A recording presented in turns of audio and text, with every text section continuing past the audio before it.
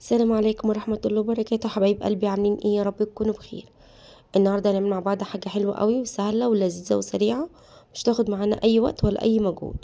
واقول لكم كمان على كام غلطة انا وقعت فيها علشان انتوا ما تقعوش فيها وتطلع معاكم احسن كمان من اللي انا عاملاه. خلاص يا حبايبي نبدأ الفيديو مع بعض. هنقول بسم الله. احنا النهارده عاملين كيكة بالشوكولاتة زي ما احنا شايفين، شكلها بجد تحفة جدا. وكانت جميلة جدا وما كنتش متوقعة انها تطلع حلوة كده. طبعا عشان كان في كام تركايه كده في الاواخر هقول لكم عليها. هنشوف مع بعض. احنا دلوقتي هنبدا نعمل الكيكه مع بعض ونشوف الدنيا فيها ايه. معلش واعذروني طبعا عشان صوتي، بس فعلا انا عندي برد. طبعا انا كل ما اطلع اقول لكم نفس الكلام، بس اعذروني. بصوا يا حبايبي، احنا هنا حطينا كوبايه لبن. اول حاجه هنعملها مع بعض صوص الشوكولاته. صوص الشوكولاته ده عايز حاجتين مهمين جدا. اول حاجه زيت يكون حلو جدا، ما يكونش ليه ريحه ولا نكهه، وفي نفس وكمان كاكاو خام يكون كويس. ده هيطلع لك صوص شوكولاته تحفه قوي. خلاص يا حبايبي، انا هنا حطيت كوبايه لبن، وحطيت عليها تقريبا تلتين كوبايه كاكاو، واحط عليهم كوبايه سكر. خلاص. وبعد كده هبدا انزل الزيت بالتدريج. هنبدا نعمل مع بعض، هنضربهم كويس مع بعض زي ما احنا شايفين كده. وبعد كده هنجيب نص كوبايه زيت وهنحطها عليهم بالتدريج، وهنشوف واحنا شغالين مع بعض. انا عملت معاكم صوص الشوكولاته قبل كده. اللي شافه معايا يقول. بصوا انا حطيت هنا نص كوبايه زيت، وهنزلها سرسوب كده رفيع، واحده بواحده كده. انا هنا حطيتها في الكوبايه اللي مكان الكاكاو، فقلبت الكاكاو اللي كان في ارضيه الكوبايه فيها علشان ايه؟ اخد يعني كل بواقي الكاكاو اللي موجوده في البتاع. وهنا حطيت عليهم كمان معلقه نسكافيه. انا حبيت اقول لكم ان ده برطمان نسكافيه كان عندي فاضي. ده نسكافيه سايب انا جايباه من عندي بتاع البن، طعمه حلو جدا. خلاص. طبعا احنا عارفين المقاطعه، احنا مكملين في المقاطعه ان شاء الله، فما بنجيبش اي منتجات من منتجات المقاطعه، فعشان كده انا جايبه نسكافيه سايب من عندي بتاع البن. وبشغل الخلاط على الخليط اللي عندي، وبضيف عليه الزيت من فوق من الغطا الصغير اللي فوق ده. هيكون معايا الخليط بالمنظر ده، هيعمل معايا صوص شوكولاته. نكهه النسكافيه او البني سريعه القهوه سريعه الذوبان بتدي صوص الشوكولاته طعم حلو. خلاص. انا هنا كنت خلصت صوص الشوكولاته بتاعي زي ما احنا شايفين، هو متماسك معانا حلو جدا. انا هنا هركن شويه على جنب، هعمل المج بتاعي كده، وهكمل بقيه المقادير بتاعتي على بقيه الكميه اللي فاضله في الخلاط. تمام. انا طبعا حاطه كوبايه لبن ونص كوبايه زيت، فعملوا معايا حوالي كوبايتين. خلاص. هنا هحط عليهم 3 بيضات.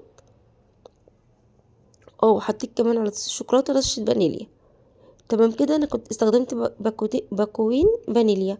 واحد حطيته على صوص الشوكولاته، والتاني حطيته على البيض، ورشه ملح صغيره. تمام كده يا حبايبي. رشة الملح بتدي قوام البيض معايا نعومة وهشاشان، وفي نفس الوقت بتعزز لي الطعم بتاع الكيك. تمام. انا هنا بضرب المقدار المقدار السائل في الخلاط، اللي هو البيض واللبن او البيض وصوص الشوكولاتة اللي معايا. بضربهم مع بعض لغاية لما ينعموا تماما معايا، ويديني فوليو كده شوية يعلى شوية كده معايا، او يديني هشاشان شوية. خلاص يا حبايبي. انا هنا خلاص ضربته في الخلاط، بتاكد ان هو اتضرب كويس قوي. وبجيب حاجه عشان او ايه اقلب فيها المواد الجافه. انا هي جبت البوله بتاعتي دي صينيه الومنيوم كده، وعاليه في نفس الوقت، فبستخدمها ساعات ان هي بوله، فانا هعمل فيها. تمام. انا هنا هجيب كوبايتين من الدقيق، مشي مع بعض خطوه خطوه عشان ما نسبقش الخطوات. تمام يا حبايبي. انا هنا جبت كوبايتين من الدقيق وبنخلهم. ادعولي افتكر اجيب منخل، عشان انا بصراحه ناسي المنخل الصغير اللي كان عندي، كان سلك وبقى اطلع منه كده حبوب سلك، او تحسي ان انت ما تيجي تحطي ايدك عليه يبقى خشن كده، وده خطر جدا. ممكن السلك ده لا قدر الله ينزل في الاكل اللي احنا بنعمله ويدخل في المعده، وده خطر جدا. لما يكون عندك حاجه سلك او ستانلس وتعمل كده ما تستخدميهاش تاني. خلاص يا حبيبتي، الافضل انك تتخلصي منها. فعشان كده انا استخدمت معانا المصفى الصغيره دي. دخلت كوبايتين الدقيق. مهم جدا ان احنا ندخل الدقيق، سوري يا حبايبي، واحط عليهم ده باكت كيك شيف. فلقيته حسيت ان هو كبير، فحطيت التلتين بتوعه بس، لان كمان انا ما كانش عندي المقدار كبير قوي. تمام. قلبته كده مع الدقيق. لازم اقلب البيكنج باودر في الدقيق الاول، وبعد كده انزل بالمواد السائله. بصوا انا هنا احتاجت كمان المقدار دوت احتاجت عليه نص كوبايه لبن. ضفت لما هاجي اقلب الخليط معايا دلوقتي، انا هنا بحاول انزل كل الكميه اللي معايا بسباتولا، فبنزلها في الصينيه وبقلبهم كويس، او بنزلها على الخليط الجاف وبقلبهم كويس، او وانا بقلب بحسها لسه تقيله، ما يجراش اي حاجه، المهم ان انا اقلب كله في اتجاه واحد. خلاص انا هنا لا استخدمت مضرب ولا استخدمت اي حاجه، بالمعلقه العاديه خالص بتاعه الاكل بتاعتنا بدات اقلب بيها. ضفت ربع كوبايه لبن، حسيت برضو ان الخليط لسه تقيل معايا، ضفت كوبايه ربع كوبايه لبن كمان. يبقى انا هنا استخدمت على الخليط اللي كان في الخلاط نص كوبايه لبن، وده بيختلف من نوع دقيق للتاني، يعني انا ممكن ما احتاجش اللبن وممكن احتاجه، فهنا بس على حسب نوع الدقيق. خلاص زي ما انتوا شايفين كده، انا عايزه القوام كده يكون سائل معايا، بس يكون في نفس الوقت بيسيب علامه على الكيك من فوق، ما يبقاش سايل قوي او خفيف قوي، لا لما انزل كده بالمعلقه احس ان في علامه باينه بالمعلقه. وهجيب الصينيه بتاعتي اللي انا هسوي فيها، اي صينيه موجوده عندي مدوره طويله زي ما احنا شايفين كده، صينيه كيك من المفرغه من النص دي، اي صينيه موجوده عندي هدينها زبده واحط عليها رش كاكاو عشان لما اجي اقلبها ما تلزقش معايا. خلاص يا حبايبي، انا هنا خلاص بقلب الصينيه بتاعتي بالكاكاو وهفضي فيها خليط الكيك بتاعي، ويكون هنا مسخنه الفرن من قبلها على 180 درجه، او على، انا بتاعي الفرن عندي حامي شويه فبعمله على 165.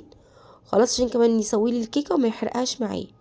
وبحط الشبكه بحط الشبكه في النص، ولازم يكون الفرن سخن، ما ينفعش ادخل الكيكه على فرن بارد. خلاص يا حبايبي، انا هنا بعمل وش الكيك عشان ما يبقاش فيه اي فقاعات ولا اي حاجه، بعملها بالستيك بتاع الشيش طاووق، بعملها كده عشان لو في اي حاجه. الابيض دوت زبده، مش الابيض ده مش معايا حاجه، كانت قطعه زبده كده انا نزلتها في قلب الكيك وهدخلها على فرن سخن. اول تروب حصل لي ان انا اصلا قعدت استنى الكيك، انا بظبط على الكيك نص ساعه، قعدت استنى الكيك تخلص، انا مش شامه ريحه، دخلت اشوف ان عشان عندي برد زي ما انتم شايفين فما حسيتش بريحتها، دخلت اشوف الكيك بعد نص ساعه استوت ولا لا، بعد حوالي 25 دقيقه بالظبط زي ما انا متعوده. انا مش ببص على الكيك قبل 25 دقيقه، دخلت ابص على الكيك لقيت الفرن فوت، لقيت الفرن بارد، لقيت الانبوبه خلصت، انا ما عنديش غاز وعندي انبوبه، لقيت الانبوبه خلصت.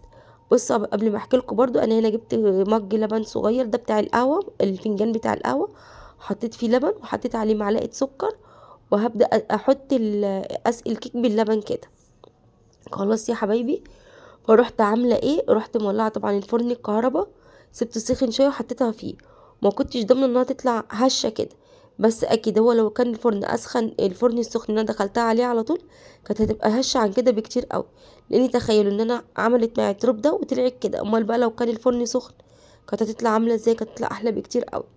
خلاص، دي اول حاجه حصلت لي. تاني حاجه حصلت لي ان انا بعد ما عملت الكيك وجينا بناكل منها لقيت الكاكاو طعمه مش احسن حاجه، علشان كده بقولك اهم حاجه في صوص الشوكولاته او في الكيكه عامه يكون الكاكاو نوع حلو. انا متعوده اجيب من واحد وكسلت اروح لغايه عنده فجبت من واحد تاني، فاول مره اجيب من عنده بس الكاكاو طلع سيء جدا، بس طبعا هي الكيكه اتاكلت يعني ما قعدتش، كان الطعم مش وحش، بس في نفس الوقت مش زي ما انا متعوده عليه.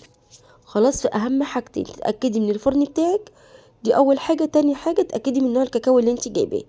انا هنا خدت بقيت صوص الشوكولاته اللي انا عملته حطيته فوق الكيكه من فوق بعد ما سقيتها باللبن. خلاص يا حبايبي، اللبن اللي في النص ده موجود علشان انا الصينيه بتاعتي مفرغه من النص تمام كده، وكان عندي شويه سبيركل دوت اللي هو الشوكولاته الصغننه دي، انا مش عارفه اسمها ايه بالظبط بصراحه، مش هضحك عليكم، كانت عندي في التلاجة فزوقتها بيها. وبكده كانت الكيكه بتاعتنا خلصت، وان شاء الله تجربوها بالمقادير دي هتطلع تحفه جدا ان شاء الله وهتعجبكم.